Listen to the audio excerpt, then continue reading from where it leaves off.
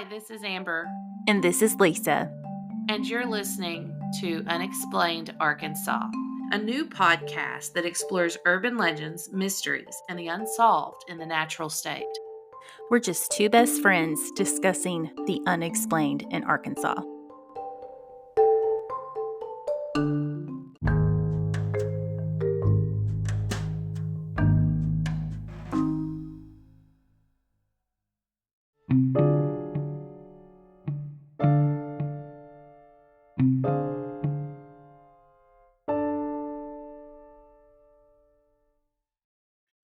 Hello and welcome to Unexplained Arkansas. This is Amber.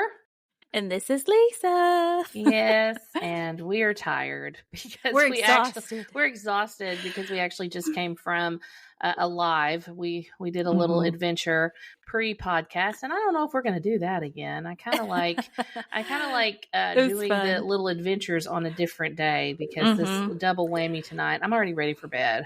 Tired.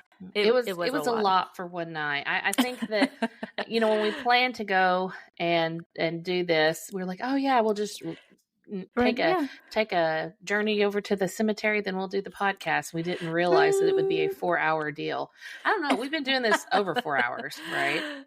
Yeah, since we started at 3:30. I picked you up after school. Yeah. So, and I spent a day with middle schoolers and junior high kids. Yeah, and I had a full day of work, so we're both tired. We're tired. But we'll try to get excited again because we had a hilarious time when we got there into the little cemetery we found, which we'll tell you about today. Our topic, well, first we're on episode 18, so that's awesome in itself. Wow. I cannot believe we are on episode 18. It's the middle of February, and we're way above and beyond what we thought we would be at this point. We had our first speaking engagement on Tuesday where we talked to several people at the Abington Library about the work that we do and the plans we have for the upcoming episodes. And it's been a really great week. It's been a full week of stuff. It's been a full week of unexplained stuff. Yes, unexplained stuff. And our business cards just came in. Lisa just showed me our business cards, so I'm excited about that. We'll be posting all of the above. And go check out our live from Tuesday. You can watch that, and then you can check out the lives from today. Which are very funny. Hilarious. The ones from today are funny, but we'll get into all that in just a second. So our episode title today is Buried Treasure in Enola. And Lisa has been working on this story for a little bit. I think somebody told her about it when we first started the podcast. Coach Sheila. Yes, and so this has been on our radar, and I really don't know a lot about it. She just said, hey, we're going to Enola. We're going to find a hidden cemetery somewhere, and I said, okie dokie. So I got in the car this afternoon in there, and we went. So, and we actually just got back, had some Taco Bell, and now we're podcasting. And I want to sleep after the Taco Bell. Yeah. But, you can sleep soon. I know. But we said we'd get this podcast out tonight, so that's why we are working on it tonight. So I'm gonna pump it out. Yes. So starting out, okay. So where is Enola? Well, I mean, we just went there, but tell everybody where Enola is. Okay, so I'm gonna start with that soon. Oh, okay. True story. Okay, so like Amber said, this story was given to us like really early. This is Elle's dance coach Sheila, and so Sheila kind of lives in this area of Enola. She lives in this area. This has been a couple back. This was really in December, so I'm gonna go off of my memory. Okay, so she just was telling me that there was this man in Enola way back when in the 1800s, and that he evidently was very rich. He had a lot of, allegedly, this is her story, that she knew to be, from wherever, how that goes. So he was known to have gold coins, and so he wanted to bury his treasure. And then he also did have like slaves. He had about 15 slaves is what I'm remembering. He had the slaves help him bury the treasure. And then because they knew where the treasure was, the story goes that he killed all the slaves. And gosh. And that they were buried out in his land, which is where we went today. Right. Yes. Which makes sense. Dun, dun, dun. Yeah, which makes sense. And this is just the story. So from and I thought, ooh, this is interesting. This has, all of the components of an interesting story. So that's and I honestly didn't think we were going to find anything. So I was very shocked when we ended up in the middle of an old abandoned graveyard. I mean, it's crazy what we found today. And yes, and we will, they're videos, and Amber took some awesome pictures. So Enola, let's talk about Enola, Amber. Do you want to know about Enola? Sure, since I just got back from there. Enola is like right in the middle of the state, like geographically, like if you're looking at a map, it looks like it's right in the center almost. It is located in Faulkner County. It was about 37 miles from here. So it took us, although I drove really slow, I'll admit. I was going to say, you drove really slow today. It was curvy and windy. It was.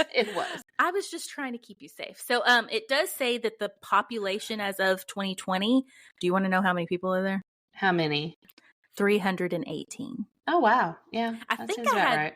I literally think we had 70 students at one time in our choir class today. So that's almost a third of Enola's whole population. And evidently in the 1800s, the numbers looked about the same. Okay, so not a lot of growth. Yeah, no.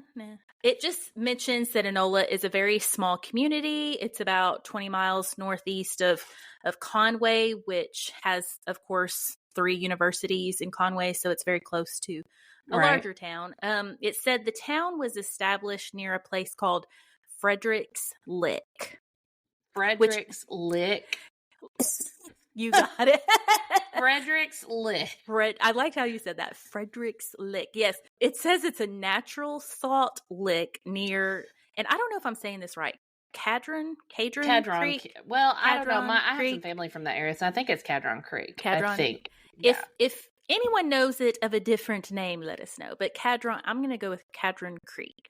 The original name, it says the origin of the name is unknown, but a local legend maintains that a lost traveler carved the word alone backwards on a sign, which produces Enola. That's creepy. That is the creepiest thing I've ever heard. Okay. So the way so let me make sure I get this. Okay. So the way Enola got its name was somebody had carved the word alone backwards on a sign. And that's Enola. Oh my gosh. That is creepy. That makes me feel even creepier about being at that place today. I mean, seriously, that makes me even more unsettled. Yeah. Wow. And this is in the encyclopedia. I am so tired. The Encyclopedia of Arkansas. The Encyclopedia of Arkansas. That's right. Yeah. That is crazy. I love that. I've never heard that. I mean, I've heard of Enola, my whole life and whatever, but that is pretty awesome right there. That's a pretty awesome story. And it's really interesting because it's so, it's literally alone. Yeah. It's a gorgeous area too, by the way. I mean, it is gorgeous. Breathtaking. Like, we were there right before sundown. That reminds me, and breathtaking, like in Seinfeld, the baby. You gotta see the baby. Anyway. Yeah. It's breathtaking. I really liked being out there at that time of day. Watching the sun go down. It was beautiful. So. And we held hands and ran into the forest. Yeah. I am just kidding. A chorus of Kumbaya.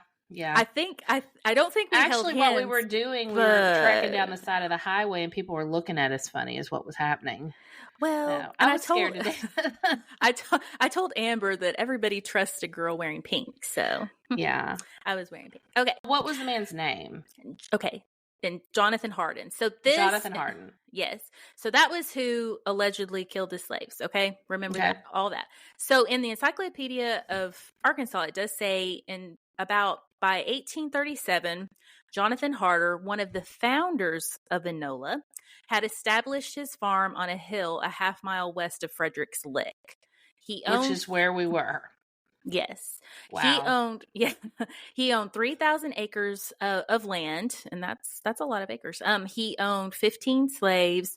He owned a coal mine and a blacksmith shop, according to this. And it does say that Hardin had a large house that served as an inn, and it was at the intersection of what was the Lewisburg, Searcy, Des Arc, Springfield, and Little Rock, Clinton Road. So basically it was a bypass back in the 1800s. So where was that in relation to where we were? Like that little gas station we were at? You think that's where that was? I think that gas station was probably like 10 miles. Oh, okay.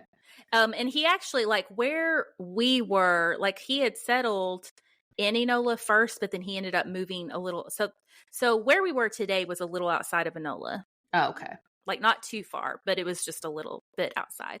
And Enola does discuss that it had what was called one of the, I guess the first church there was the Mount Zion Baptist Church, which was built in the 1840s. Oh, and it served as the town's schoolhouse. It also served as the Masonic Lodge, which was number 124. It did say Enola hosted the first chapter of the Eastern Star in Arkansas until it surrendered its charter in 1886, and basically due to lack of attendance. Other denominations that would come into the area were the Methodists and the Church of Christ. It did say during the Civil War, which of course was in the 1850s, that many farmers from Enola joined the Company E, which was the Confederate 10th Arkansas Infantry. So I guess they were on the Confederate side. There were lots of people. Arkansas was kind of in, we were very close to what you call the Mason-Dixon line. So we did have a lot of people that did fight for the Union, but evidently a lot of the farmers fought for the Confederacy. It said this unit originally under the command of Colonel Thomas Merrick was a farmer, a merchant, and Merrick was actually the former mayor of Little Rock. So he lived in the area, but he was the mayor of Little Rock. They participated in the Battle of Shiloh in 1862 and the failed Confederate defense of Port Hudson in Louisiana. So they failed, anyway. And that was in 1863. So the unit was later reconstituted as a Confederate cavalry guerrilla unit under the command of Colonel Witt. And then, of course, in 1865, the war was over, so the Confederacy lost. Other important people that were residents in Enola, it does mention George Washington Dalton. So he was actually in the Union. He went to fight for the Union Army in the 3rd Arkansas Cavalry. So Arkansas Cavalry in the Civil War was on both sides. We had some on the Confederate side, and after the war, Dalton became a teacher, a minister, a farmer, and a writer. And he died in 1940. So he lived into the 1940s. Oh, wow. He lived a long time. I know. And it said that he was the last surviving Union soldier of Faulkner County. And then it also, the area also boasted a Dr. Bill Hinkle, which was a state representative and a Conway County clerk. And he served in the Union Army as well as a captain. It does say there was a historian that was, listen to this. So Enola did boast a historian, John Reynolds, who was also a professor and president of Hendrix College. That is interesting. Yes, and this would have been in the 1800s, in the 1860s. He was born in 1869, so it would have been in the early, 1900s when this happened. And he helped establish the Arkansas Historical Association, which is now the Arkansas State Archives. So it says, I know, in 1867, a road was established through Enola connecting Little Rock and Quitman. And Quitman's in Cleburne County. A lot of people, if you're not from here, like Heber Springs, Quitman, the lake area, just kind of a second home, lakey area. So Enola boasted a lot of interesting people, but it does talk about it just mentions that Jonathan Hardin was a founder of Enola and all of those things that I mentioned. Okay. Yeah. So that's a lot of what I found about Jonathan was that kind of thing. Does that make sense? Yes. So, and of course the story I'm trying to find out if the story about the slaves, but he did own 15 slaves. So that's corresponding with the story. So anyway, it does there were say more than 15 graves out there in that site we were at. Yes. Like when we were looking, there at least because they were in lines and there were several markers. Well, what I noticed that was really crazy was that a lot of those markers were shaped in the shape of like almost a triangle. Did you notice that? Yes. I wonder if there's like a significance to that. And they were gravestones. They were stones. They weren't like cement blocks. They were actual rock stones, but then they had been shaped into triangles. Yes. And they were perfectly like, everyone will get to see the pictures, but it was super strange that they were all like so erect. You know what I'm saying? Yes, because over time, that kind of stuff, because there were some of the graves that had literally sunken in. There were, what would you say about like at least a foot? 3 or 4. Yes. Yeah, there were 3 or 4 sunken in graves and they were about a foot deep. Yes. Of course, nothing was, sunken in. And I mean, they were about a foot, I guess, off, deep, but that was strange to me as well. Yes, it was super strange. So I don't know what the deal is with that, but I feel like that there was definitely 50 graves altogether out there, what looked to be graves. They were everywhere. And Lisa tried to tell me that they were in some kind of a pattern, but I don't think they were in a pattern. I mean, they were in lines. Like you if think you were they were looking in line? from the because if you were looking from the side, they were running like parallel. I was like, just running around going, "Oh my gosh, we found it! I can't believe we found it!" I thought that we were either going to get stopped by somebody, or we were just, not going to find a thing and have to leave. So to go back a little further in our story today, so we had pulled down in a different area that said no trespassing, and we didn't go in there. No.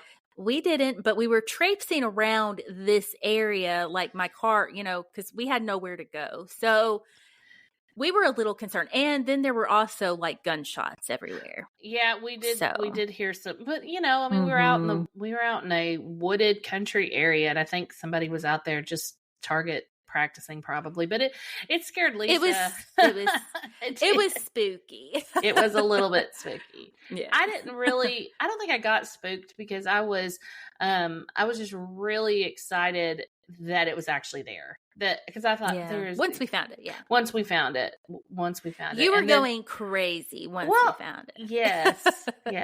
So, and what we were looking for was Jonathan Hardin's grave, which we did find, and then beside him is buried his, I believe it was his second wife, and we'll kind of get into that, but her name was Elizabeth. So we have Elizabeth and Jonathan. They actually had like tombstones, but you couldn't even read anything on his at all. No. But you could see and read hers. Like it's definitely old, but she had passed in 1873. And we'll kind of talk about his death, but his was before that. So the other information that I had found was similar to like on the Faulkner County Historical Society page. Like it just mentioned again, the early Enola area was known as Frederick's Lick because of the salt lick. It did mention that one of the principal founders of Enola was Jonathan, and that came to the area in 1837. This one does have a little bit more information. So it said that he established his farm on top of a hill a half-mile west of Frederick's Lick, and that Hardin was extremely wealthy and influential. And it does mention again about the 3,000 acres, the 15 slaves, and then the coal mine and blacksmith shop. It also mentions again about owning the 2-story house. I can hear Paris. Sorry. Yeah, I can hear her too. We're in the same house today. I'm in her kitchen and she's in the office. Yeah. And Paris is wearing shaking. Her. Well, she's got a pearl necklace on. Of course she does. Of course you can hear all that. All right, go ahead. Anyway, I'm listening. Listening. So it does mention again about his house serving as an inn and a tavern. And it said the house, again, was strategically located in that crossroads. It does say, in this one, it says, folk tales theorize that Hardin buried his fortune beneath a large tree near his home place. So this is the first So we could have been just running around on top of all that gold. On top of some gold, yes. Man. I guess I have to go to work tomorrow. We didn't find any. Well, we didn't even bring a shovel, which is I know. A different saying we should have problem. brought a shovel. We've decided we're going to put together like a bag when we go on these little adventures.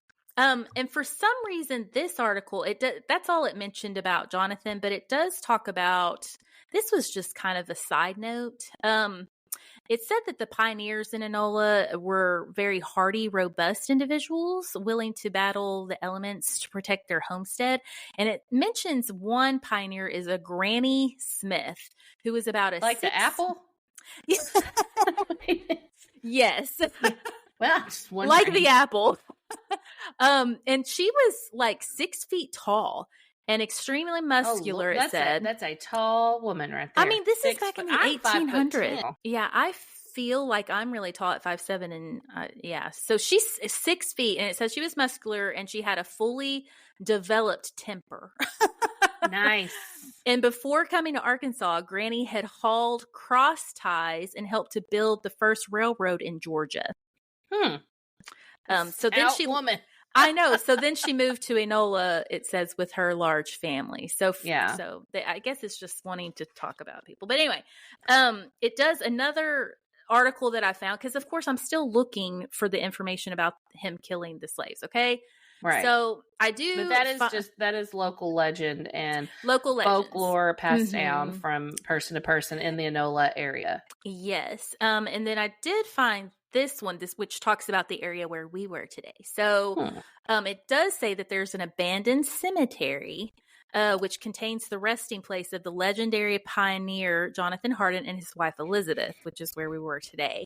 It says it was situated in a southern creepy slope. To the max. That's what they should put right there. It was so creepy. Yes, it was so creepy. It does say that it was situated in Hardin Hill, and it borders on the south of Marcus Hill Road. It says there is a metal gate, we can contest to this, that blocks the road to the cemetery. The gate is open. Interesting. It does say several years after the survey was made, the cemetery was revisited and discovered the logging operations were in progress around the perimeter of the cemetery. Nice. Whatever that means. And it does talk about Jonathan Hardin being a very colorful pioneer and many legends attached to his life. He is considered the father of Conway, so to speak, and that's quote unquote. Jonathan is considered the father of Faulkner County, it says. There are some pictures. While you were talking, I looked it up on Ancestry. There are a few pictures from that cemetery, actually. Yes. Yeah. And they're very interesting, and they look even like, I feel like it doesn't have, this does have a date. This is probably from 2012 when those pictures were taken. Because you're probably looking at the same thing. So did you find a picture of him too? Yeah. Yes. And it does say that Jonathan Hardin... He was not a cute dude. I mean, he was okay. I mean, I guess for 1800s, but yeah. Good. So it does say that Jonathan moved to Arkansas with his parents. It doesn't mention where they came from, actually, but that they moved... this says 1815 when he was 15. Oh, that is right, because he was born in the 1800s. And that they landed here, and as early as 1828, he was serving as the court magistrate and the Conway County representative. And he was also a postmaster. So he had evidently a lot of jobs. Jonathan. Sounds like it. He was busy. It did say, this one does say again about that. It seems to be very keyed in or focused in on that he owned the 15 slaves in this article. And this comes from, it's just a Hardin, it's a Sandra Johnson that posted about the Hardin Cemetery. And then it goes into some genealogy, but it does say that Elizabeth, who he's buried with, was his second wife, and evidently she was widowed. So now where did you say the first wife was? It says like there is no information at all about his first wife. That's what's really creepy. Like none. And it literally says, however, no evidence or information was found about his first wife. Like nothing is about her. Interesting. I know. Let that sink in, people. Yeah, I'm while you're talking, I'm looking at some of the stuff with him with the ancestry, and I'm not finding anything on the first wife either. Like, evidently he married Elizabeth, who he's buried beside, when he was 37. And again, like I said, she was widowed and she had already had 2 children. And so now Jonathan and her would go on to have 6 children. Okay. So he had a lot of children. Yeah. Any descendants that you were able to track down? It just says their names, like an Abraham, a John Francis, Elizabeth, Louisa. There was several, like this was 1800s-ish. Right. And so there were several. Well, if my great-great-grandparent had buried some treasure somewhere, I would be investing in all kinds of treasure hunting equipment. I'd be totally getting my Goonies on and looking for stuff. So yeah, I know, it's interesting, huh? It does talk about where did the treasure come from? What kind of treasure was it? Well, okay, so Sheila's story was that he had gold coins. So that's but all of the information I'm finding, so this, obviously he was the postmaster. He owned a coal mine, evidently. He owned many, many things. So he had money. He had money. Yeah. He was very wealthy. It did say here, so it mentions again about his 2-story home. They're always pointing that out. It says the home. Is that home still standing? No. It's gone. It does say that the slave quarters were located south of the hill there, and that they had a forge and blacksmith shop on that same hill. So he had all that going on. Yeah. It does say also he owned, and of course he would, he had the tavern. He had the inn and tavern. I mean, he was just like a jack of all business trades. Apparently so. Yeah. It does say he owned a cotton gin and turned out 2 bales of cotton a day. And then he was also raising hogs and marketing them in Little Rock. Right. Well, that's a lot of stuff going on for one person. I know. It does say he did own, what everything has said so far was that he owned a total of 3,000 acres. And I believe they've got that number from the tax assessments. So yeah, it does say also he hired a teacher to live in his home and teach all his children. Well, he had so many of them. He may as well hire a teacher too. I know, and then he also they taught his, because his wife had 2 before they even, that she had with her first husband that had passed.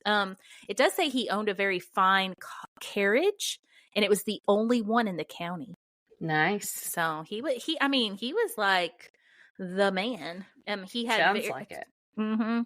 He had 2 very fine horses that were fitted with first class, stuff. All of his children, everybody, Elizabeth and all the kids wore beautiful silk dresses and drove around in this carriage. And evidently they required their slaves to dress like really nice as well. Basically, they were part of the Little Rock high society. Okay. Which is what they were wanting to. This says Hardin was generous in the free use of his slaves.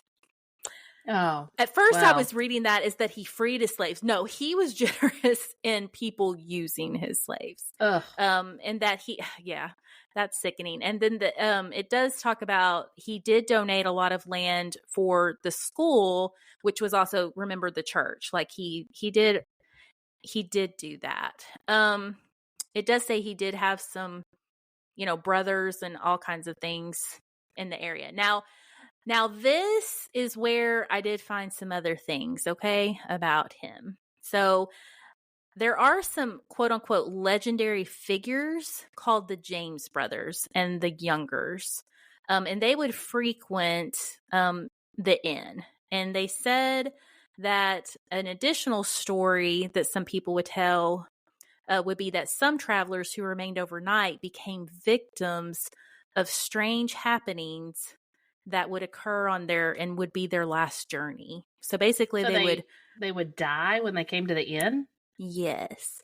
Out of this family history are many ghost stories. And then, of course, the buried treasure come along with that. Dude, you just took me to this place. Don't scare me. I know. And then it said, this person, this Sandra did say here that she could not find any evidence, I guess in writing, that Hardin did any of these terrible acts. Right. Well, of course. Do you think there would be something in writing?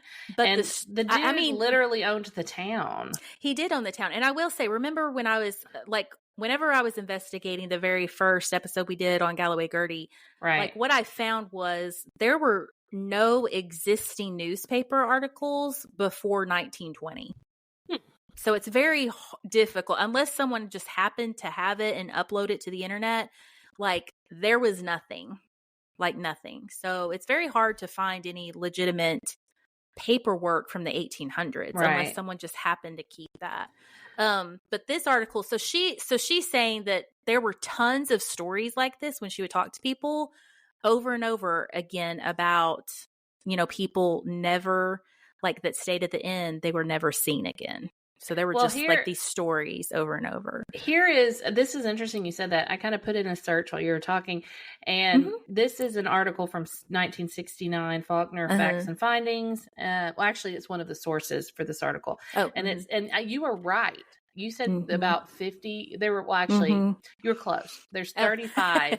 There were 35 graves marked with field stones. And, so it says it has been conjectured that these might be the graves of Jonathan Hardin's slaves or the graves of the travelers who died mysteriously while staying at the Hardin Inn.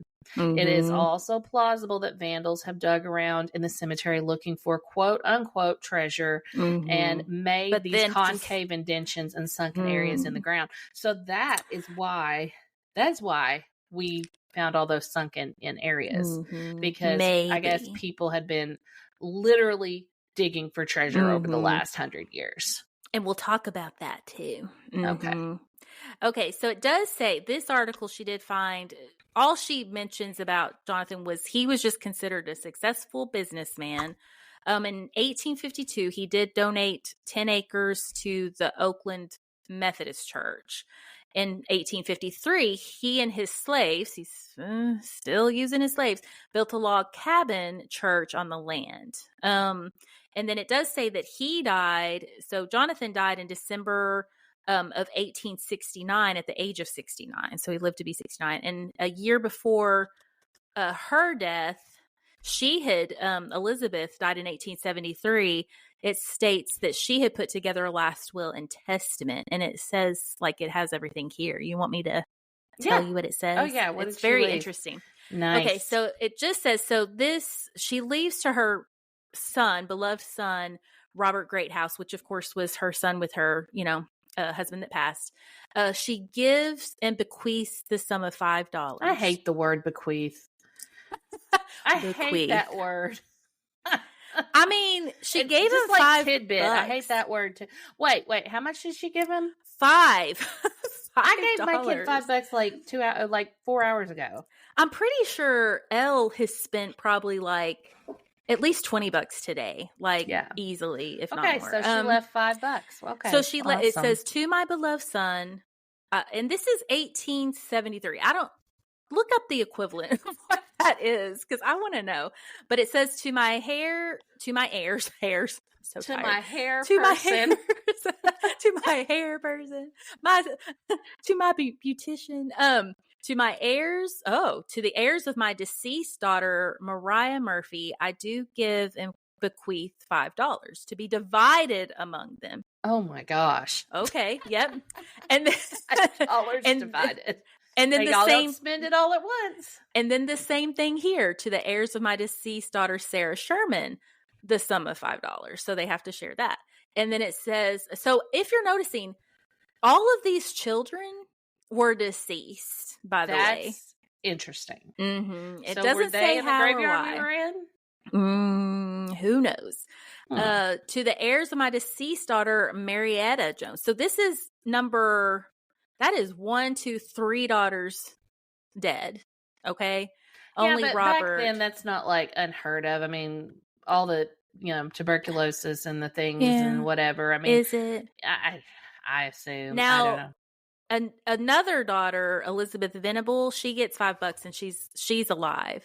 Oh, good for her. $5 and she's alive. Now listen to this. To the heirs of my deceased daughter, Missouri. Her name is Missouri Kelsey. Oh, that's cute. Missouri Kelsey. That's a Missouri cute name. Kelsey. I like Maybe that. It is cute. But they get $5 to be, shared amongst them. There is another beloved son, John Francis, and that's going to be a Hardin. He gets the following land description. Oh my gosh! And this is going to make me mad, isn't it? All these girls are getting $5, and then the son and even gets her all first, the land. Yeah, even her first son that his dad passed, he gets $5. But John Francis gets a land description, and it says, just a land description, and then also all her personal property, so everything, and it says, I make this seemingly unequal division of my property for the reason that my said son, John Francis, is quite young and unsettled. My other children, some of them being dead, yes, leaving their heirs well provided for, and those who are living all have a competency. And as a further consideration, my said son, John Francis, agrees to reside with and care for me during the remainder of my life. It does say, where did the rest of it go? I think that was it. So, yeah, that was all that she had. Yeah, that's all that she put in here. Well, interesting. That is very interesting. Well, yeah, because it just kind of ends. It does say, okay, it does say this about where we were at. Okay, are you listening? I am. Where would I go? I'm in your house. I know.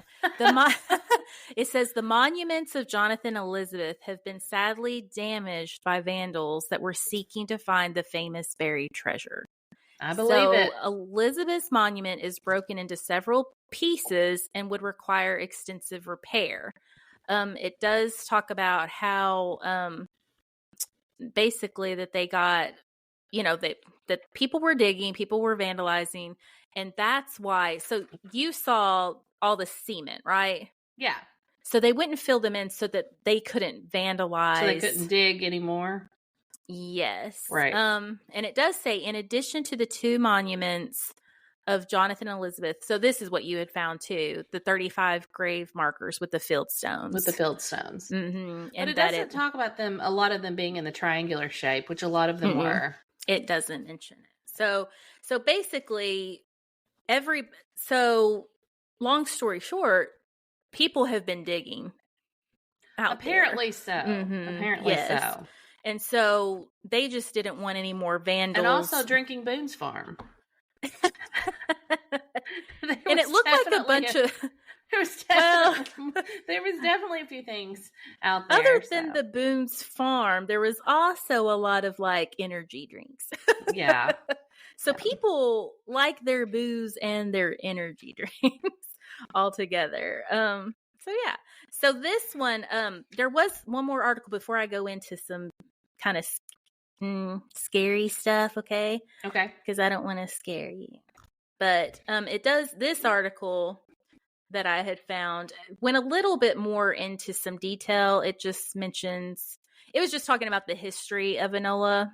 But it does talk about how Hardin left the town of the Cadron Creek or whatever in the 1830s, and he built where we were at. Okay.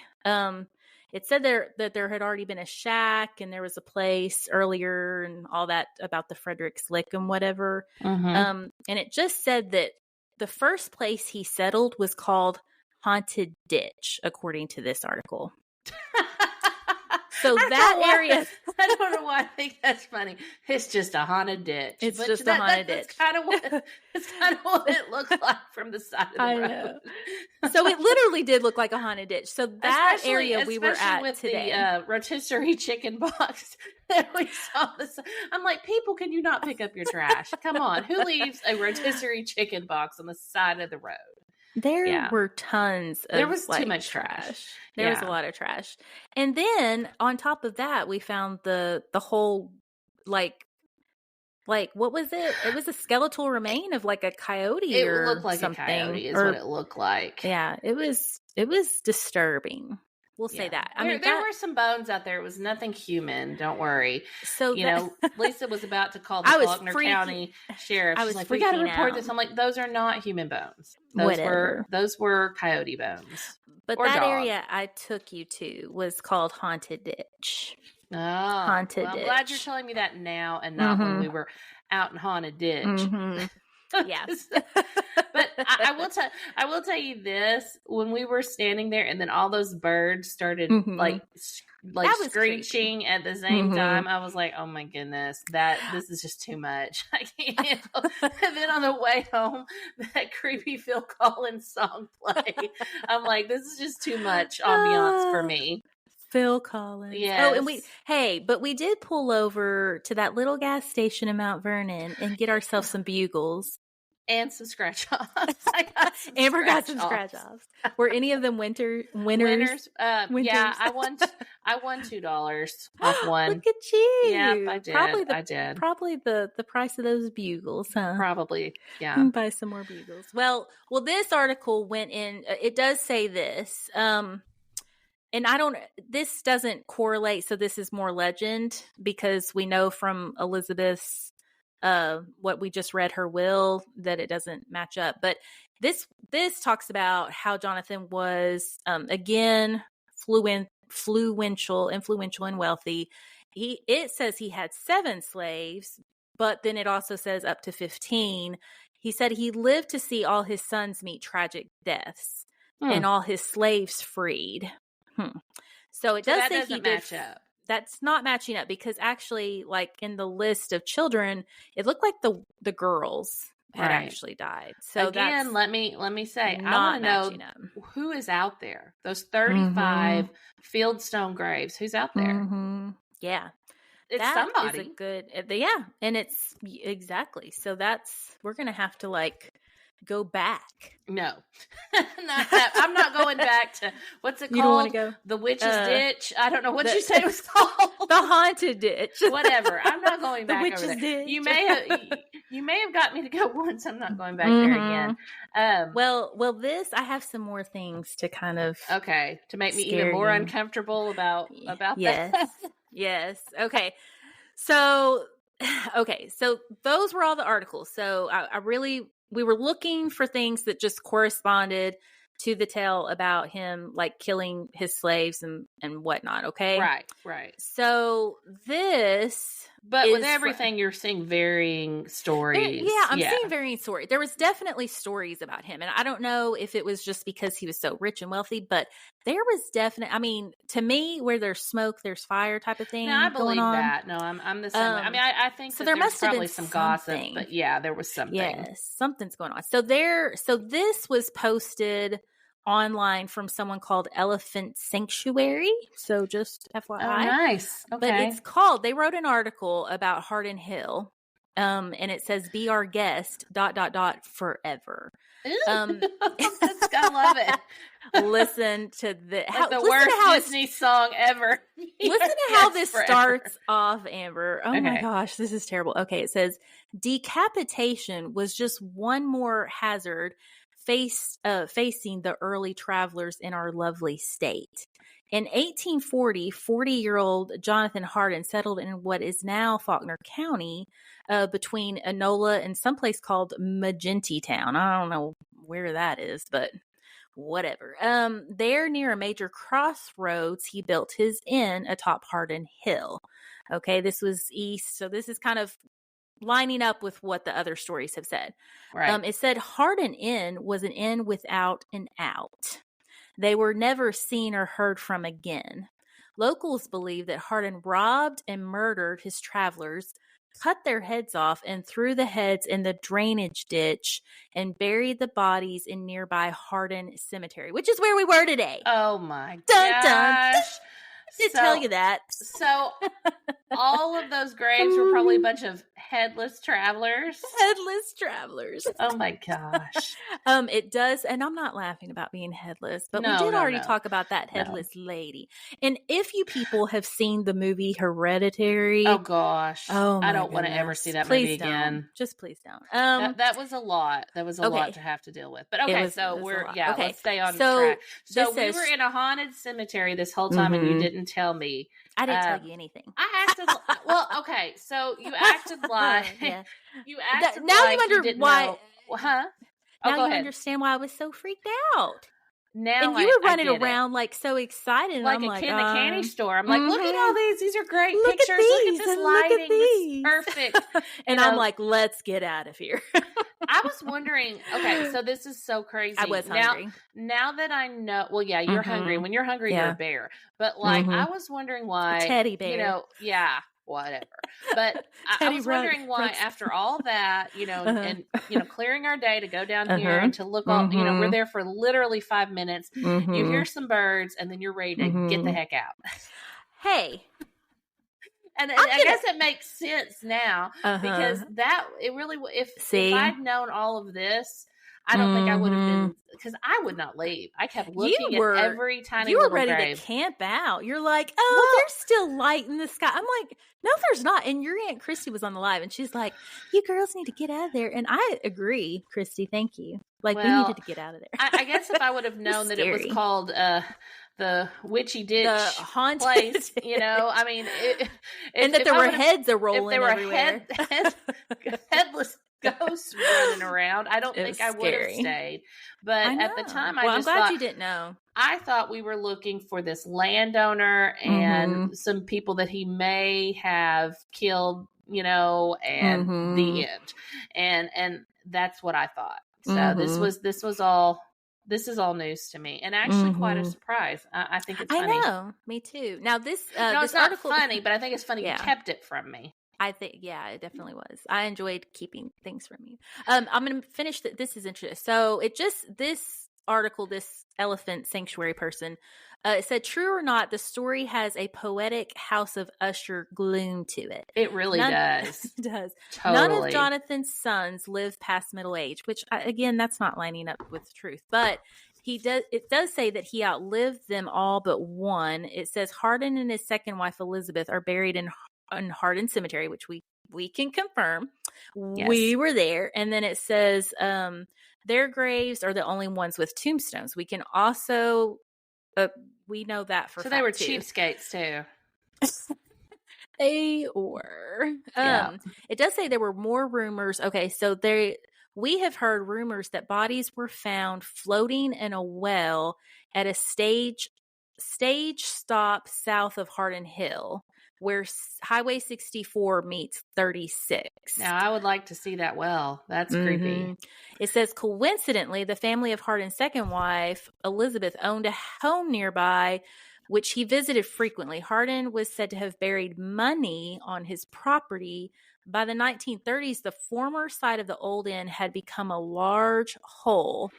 So evidently people went digging big time as soon as, like, this was in the 30s that people were digging. So people probably, if there was any treasure, people probably already found it. Yes, if there was anything going, because clearly these rumors were circulating. Yeah, all of probably the 1900s, and people were digging in their old home place. Yeah, it does say that the drainage ditch, because it was said to be haunted, so children in that area avoided it. Like, they were like, we're not going there. As they should. As we probably should have. Yes. And it says even today the area spooks people. Yes. Yes. These people had interviewed a lady who said she saw 3 mysterious cloaked figures there one evening when she was driving home. No, it wasn't way. us, I promise. No, you would have been wearing pink. I was wearing pink. Yes. It said they seemed to float figures. Yeah. They float. I have a funny side note on that. They seemed to float across the road higher than her car, and then one stopped, kind of turning its head, and looked at her is that she was driving past. Okay, now that's very creepy. Ew, this describes it as having amber eyes. Amber. Oh, yeah. It then disappeared with the others beyond the trees. It just says Hardin Cemetery is off Marcus Hill Road, about 100 yards from Clinton Mountain Road. So, yeah, okay. So this one, okay. So one more story for you, okay? Okay. So this was like the last little tidbit that I found. So this says something about when you're leaving. This was about the Hardin area of Enola, and this was on like another like website or whatever. It does mention the Cadron Creek or whatever running between Enola or whatever. It says old timers have many tales about the area. Mainly ghost stories about wagon travelers. And it says horses, this is weird, horses, it is told, would not pass the place called Haunted Ditch at night. Oh, wow. We should have brought a horse with us to see if it would go across the little ditch there. Yeah, evidently it says there were spooky origins. They would hear bandits attacking men, in that area in the past. And then it does talk again about any scary birds, because we did hear a lot of scary birds. A lot of scary birds. Like it sounded like Alfred Hitchcock, The Birds. That's what it sounded like for a minute. And yes, Lisa just stopped and looked around. She's like, "Oh, my goodness. Do you hear that?" Yeah. I did, but I was having so much fun. I wasn't paying attention at the moment until it just got louder. And yeah. This article does talk again about how Hardin's tomb, where he's buried, has been dug up many times. And again, that's the body has that. Not necessarily his body, but evidently people have been digging at his grave. Well, and I asked you because they're looking for the treasure. Yeah. So I asked you why it was cased in cement, and you're like, "I'll tell you later." So that's why. Yeah. Yes. So it doesn't say who came back and did that, but we'll have to look up who actually owns that land now. And see. Maybe it's the whatever kid that, remember, he was the only kid that got stuff other than $5. Yeah. Did you look up the equivalency to that? $5 in the 1800s. I'll look it up real fast. Okay. It's probably, I'm just curious. Yeah. It's probably $50? That would be my 100. guess. I don't know, $122. $122. So 100. So these people got $122, and then he got the son got all the land and all of her personal. So I didn't find it. It does. So I couldn't. There's nothing, just because of the age. I mean, the 1800s. I can attest it's really hard to find any legitimate information about that time frame. But I think it's so interesting that all the tales about this Hardin guy. I mean, I would like to know what's true and what's not. I would like to know if he really did get away with all this craziness, if he was killing travelers at the end or at the inn. I just, the whole story just boggles my mind that he would be, such a big part of Little Rock society, but then he would be like killing people. I mean, is he like low key a serial killer? We just don't know it. Yeah, I mean, donating land to the church, but yet, he's killing people. I mean, hey, wasn't the the BTK killer worked at his church? I mean, John Wayne Gacy was huge in the Democratic Party. But I think that what you said about, there's always like an inkling of truth, or there's always like just a smidge of, these stories had to come from somewhere. They came from somewhere. Yeah, and there was something, there must have been something amiss. Going something on. Was going on with the inn, the Hardin Inn. But I guess we'll never know. I guess we will never, ever know. I really, I know that there's like an Enola, I believe it's an Enola Mount Vernon page. So any historians in the area, and then Sheila had also mentioned that there was a gentleman to talk to. So we might do a follow-up story if we can get in touch with some people, or anyone that's listening that knows connections or any more to this story, like what if they have any evidence pointing one way or the other. Yeah, either way. Exactly. Because clearly clearly he had the slaves. That was clear. Clearly he had money. He had all these businesses. And clearly he had this inn. And then there's all these graves around. The graves are there. 35 graves. of them. 35 marked graves with field stones. And it's in the haunted ditch. And horses don't even go there anymore. So there. What do you think? This one was interesting. This one was really interesting to me. I think this is a really nice little mystery here that I know. I want to know more about. Yeah, I want to know more about it. I have Lord, one more. what? I have one more tidbit before we forget. Okay, so this is going to lead into a future episode, but there is I did find this in an article. So in one of our listeners had posted about the hitchhiker, the Arkansas's hitchhike killer in that book. There's a book. Okay. I'm going to order the book and I'm going to read it, but there was an article about the hitchhike killer whose name is James Red Hall. And evidently James Red Hall was from this area of Enola. Yes. I looked at that book. It was True Crime Week this week in our library. And today I was watching, we had a speaker come and I was looking at books before and I picked up that book that you're talking about. Yes. And he is from Enola.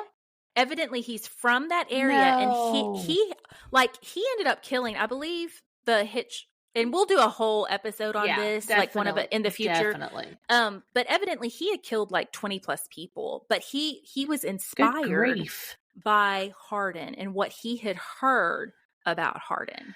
So the stories that he had heard. Oh my goodness. What he was inspired. But he had a whole lot. There's a whole lot more. I read a little bit on this hitchhike killer, and he there's a whole lot more to that story that we will get into. So. Have we just uncovered Arkansas's first serial killer? Maybe so. We don't know. I don't know, but I certainly didn't like being in his graveyard. I didn't. It was creepy. Now that I know. I'm glad you didn't. I'm glad you did it. That's so fun for me.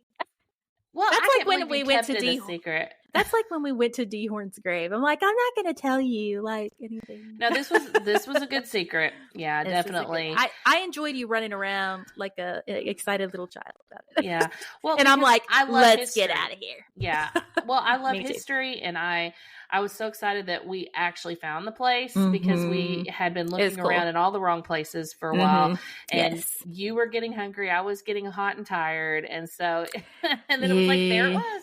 But looking back at it and all the like the holes that were in front of all the heads, it makes sense. Everything you just said totally jives with what we saw today in that cemetery. It was so, everything. And between the cemetery and the sun going down and then the noises and the backstory that I knew, and then finding that all those bones, I was like, I gotta go. Like, it was kind of a bam, bam, bam kind of situation. I was like, I gotta get out of it. I'm hungry. I was like, yes, I'm hungry. I think if you said that once, you said it 10 times on the live. I think I said it 100. I looked, I was trying to seek someone to bring us food.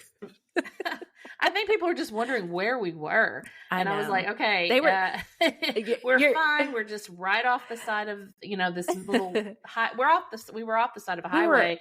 We were. And it was phones. We did. We had our phones. We didn't do anything that was dangerous or illegal or anything that we would get in trouble for. It was just out of the norm. Or did we? No, I'm just kidding. Yeah, no, but just two middle-aged ladies out there looking at an old cemetery going, oh my goodness, look at this. It happens every day. It happens every day. Well, I did feel itchy. I don't feel itchy anymore. When we were out there, I was like, I'm just itchy. Yeah. I was itchy and hungry. But anyway, let's wrap up. That was a good one. That was good. I'm really proud of us. It's been a long day. Yeah. It's been a long day. That was really I'm ready for bed. And I'm wondering, I wish somebody out there that's listening would take this take this case on and see exactly what went on with Jonathan Hardin. I mean, we're not accusing him of being a serial killer or anything like that, but we're he just probably saying, was. you know, I mean, if the knife fits, no, I'm kidding. I mean, if the decapitation happened. I mean, rumors, you know, there's always, with rumors, there's always just a little bit, maybe just a little nugget of truth somewhere, somehow, somewhere. You know, it may be, you know, and I was in journalism, so I know how things can get, you know, out of hand, right? Or like the telephone game, the telephone game, exactly. But there are 35 graves with field stones, no names. Who are they? Who are they, Jonathan Hardin? Yeah. Call us. Call us. No, don't call us. No. Dial it in. No. Okay. Yeah. But we don't want Jonathan to call us. Let's be serious. But we do want our listeners to email us at unexplainedarkansas@gmail.com. Yes. Especially, and we have 15 countries listening to us, which excites we do. me. We have so over exciting. 10,000 listens, 15 countries. We're just tooting our own horns around here. This is going to be our 18th episode. Ooh, tell them, read the newest review that was on the Apple. Sure. Wasn't it on the Apple? It was on Apple. It was. And I don't have it pulled up. You need to say the Apple. Just say the Apple. The Apple. I don't put the in front of everything. Yes, you do now. Well, I mean, I do more than I used to. That's true. I called you Amby earlier, and you're like, "Don't call me Amby." And then I was like, "Come here, Amby," and you came here. Okay, so here, no, I got it. Okay. I got it. You got it. And I just hit myself with my microphone. That's okay. I listened to a lot. Oh, I'm reading from this is Taylor. This is Taylor and Rex, and this was February 13th. I listened to a lot of different podcasts. As an Arkansan true crime and paranormal fan, I love that this podcast got put onto my radar. I am learning so much about my own state. I even asked my mom about some of the cases that happened close to where she grew up. Fantastic show. Makes the drive to work fun. Yay. I love that. That's so awesome. And we're so glad that you like it, Taylor. So thank you. That's really awesome for you to write that. And we love it when you guys send us stuff like that. Yes. We will more than likely read it on the show and all of that. So and those of you, and I will tell you about the live situation today. I accidentally put the live on my personal Facebook. So all these people that don't follow our group were like, what is she doing?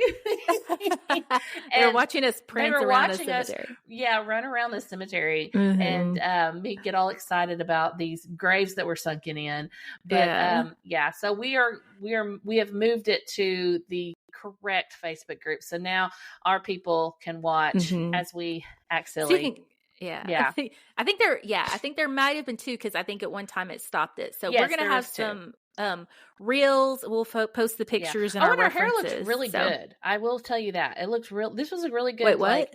Our hair looked really good in the videos. I think it was like a good humidity day. I don't know, but both of our hair looks really good. In fact, when I came in, your daughter said my hair looked good today too. So I'm having a really good hair moment right now. But on the videos, especially, hair looked good. All right, so that's it. That's all we have. It's been a long day, and I think we're both ready for bed. And we really had a. Oh, go ahead. Oh no. Yeah, we're wrapping up, I promise. But go please listen and rate us and review. We really want your support in the rating, but please share us too. Please share us around. And we do have business cards. We're going to be getting just more and more stuff on the horizon. Yeah, and so we will speak at your library or your event or whatnot. Your weddings. Oh God. Funerals, whatever. I don't know. Just kidding. I'm just kidding. I'm not going to any funeral. Well, we will do some more events. Y'all just ask birthday us. Parties. I'll make balloon animals. Yeah. Okay. Well, that's it. I'll eat cake. That's all we've got. Thank you guys very much. We'll talk to you soon. Bye. Love ya. Bye. Love ya.